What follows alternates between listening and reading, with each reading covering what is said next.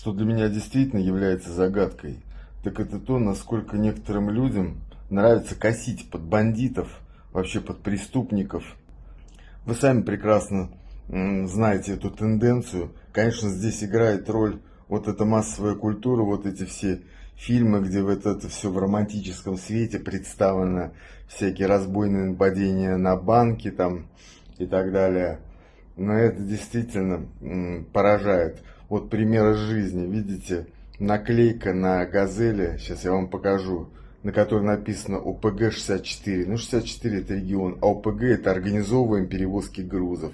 И вот они себя назвали ОПГ-64.